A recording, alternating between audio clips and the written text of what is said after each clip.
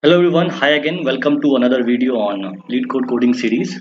Today we're going to discuss a new problem that is maximum points you can obtain from cards.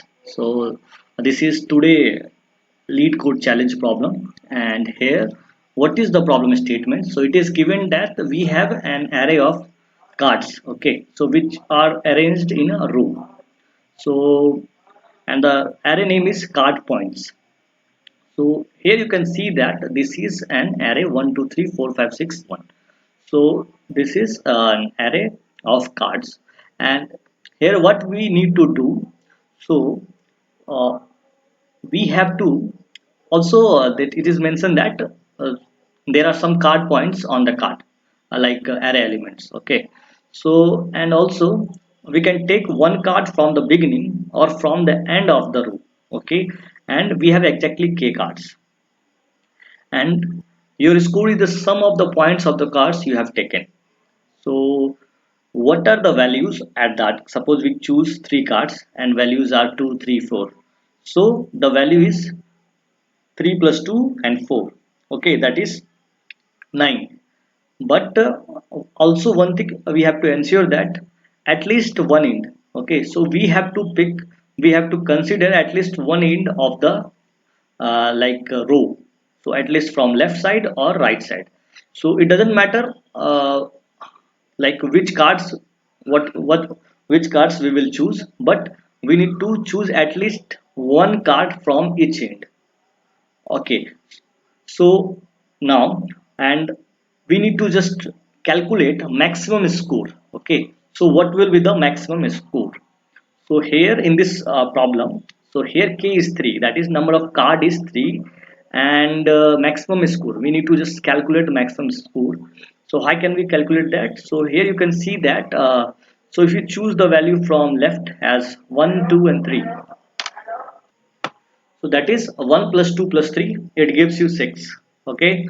So here we don't need to go from like 4, 5, 6. We cannot take that value or 2, 3, 4 that card. Why? Because it has not the it hasn't any corner card, okay. So we can only consider those cards which have at least one single corner card.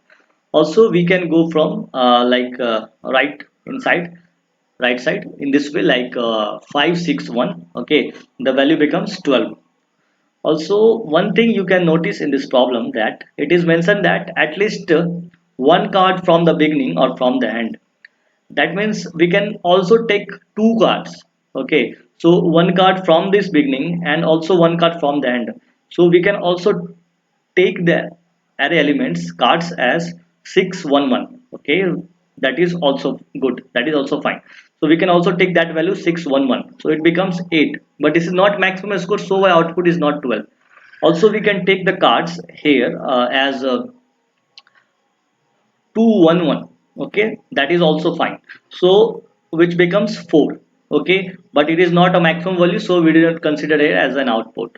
Also we can take the cards, any other cards, yeah, that is we consider all kind of cards, okay. So in this way also we can take this card. Now how can we solve this problem? So this is a kind of related problem with a maximum subarray with size k, okay. So maximum sum subarray. So here we can solve this kind of problem with two concepts. First one is sliding window concept, so another one is prefix sum subarray, okay. So prefix sum array, sorry. So we will use that concept. So here I solve this problem using the second method, that is prefix sum PrefixSum array, okay. So and another one is sliding window concepts. So those who don't know what is PrefixSum array and what is sliding window concept, so don't worry. So first, what is a sliding window concept? So just understand about the window. So suppose just look at this like highlighted area. Suppose you started from here, okay. So three values you consider as 1 to 3. Now you need to go from the next part. So there you just slide your window in this way. You will left that value, okay, the previous value, and you will take that value 4, okay. And same way when you slide more, then you again left that left value and consider the next value. Okay, so in this way you can go at the last, okay, up to the last value. So this is the sliding window concept.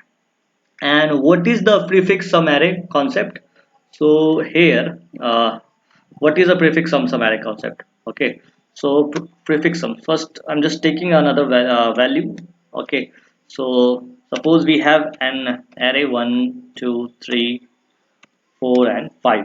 So these are our basically array. So right now, if we add the value, okay, so from their previous value, then we will get prefix sum, and that means we will add every prefix before that value. So here what array we will get? 1, and next value is 1 plus 2, that is 3, and next value is 3 plus 3 gives you 6, and next value is, when you add 6 plus 4 it will 10, and next value is 15. So this is basically our prefix sum array. Okay, and we will use this concept in this problem. And also, what is the concept, like how can we use this concept here? So first thing is that we need to find our array. So here in this problem we need to find array like that. So here we will made our array from this array. Okay, so here you can see that we need to choose one card either from the beginning or from the end. Also we can consider both cards at the beginning and from the end. So here 3 2 1 and 5 6 1. So here array becomes like 3 2 1 and again 1, then 6 and 5. So this is basically our array. Okay, so why this? Because you can see that the value of key is 3. So if you will make this array in this way, then you can notice that we will not leave any one value at the end. Okay, so suppose size is 3, so if we consider this sub array 3 2 1, so here you can notice that 1 is the array elements at the corner. Okay, so here we have considered the corner elements. If you consider subarray as 211, so here also we consider like both corner elements. And if you consider as subarray 116, so here you consider 1 at the corner element, and if you consider at 165, so you have considered 1 at the corner point. So that is very important. Okay, so we have to made an array in this way. So that is from 3 to 1 and 1 to 65. Okay, so assume that this is an array, and after that we will made a prefix sum array of this and this subarray. Okay, so here we will not waste our memory to create a new array. We will directly make our prefix sum array. Okay, and after that we will solve this problem. So let's see how can we build our prefix sum array, and how can we get that value. Okay, so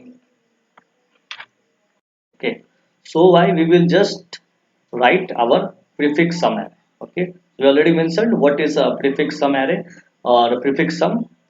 Okay, so I just named that array as prefix sum. So we directly consider that array as a prefix sum. So for that we will take the size of prefix sum. Obviously we need to consider this part from the left and this part. So what is the size of the prefix sum array? It is basically like twice of k. So that is k plus k. And here for the first value, okay, since we're gonna add like a previous value in the prefix sum, so we here not consider the first value, because what we will do in prefix sum, so basically we will add the previous value into the current value. So for the 0, if we present at 0 position, so if you go for the previous value, that is -1, so there that is there is no any array elements at the -1 index. Okay, so why the prefix sum value at 0 index is basically some value. So if the array is a normal array, then the first value, suppose 1, will be there. We can write there card points 0. But here you can see that we need to consider our new subarray. Okay, our new array of size 2k, and there it is basically we will build a prefix sum array. Okay, so here what we will do, we will consider this element, that is at k minus 1. This is our first element, so we will just write there card points k minus 1 into prefix sum 0. Now we will update, like we will add new value for our prefix sum. So for that we can use a single value. Okay, so we will discuss it later. So now what we will do, we will add the value. Okay, now now we have to build an prefix sum array in this way, like first value is 3 and second value becomes 3 plus 2, that is 5. So why I used to run a loop from k minus 2, because at since the size is k, okay, that means 3 elements, but we start the index from 0. So why the k minus 1th element is 3. Okay, and which is basically at the 0th position. So we will consider the loop from k minus 2th position.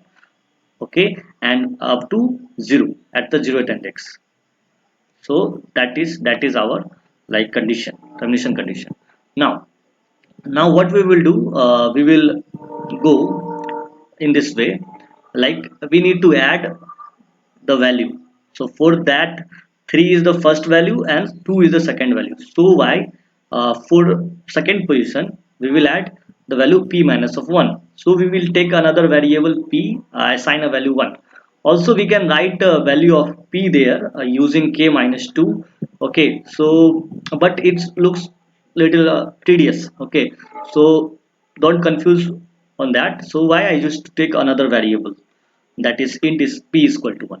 So after that we will add the previous value, that is p minus 1, and the current value. What is the current value at the k minus 2 position?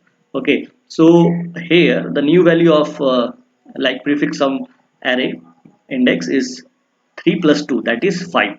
Okay, so we will just add the previous value as 5, and same way we will, when we will add like 1, so it becomes 6. So our prefix sum array now 3, 5 and 6. This is our prefix sum array we will build here. And now what will be the new, like also we need to consider the right part. Okay, so that is from 1 6 to 5, because we need to consider each corner element at least once. So why we will use another for loop for that. So here we will just start from that position, that is the last index of array card points, that is length minus 1, and we will go up to where we will go at this position, that means n minus of 1.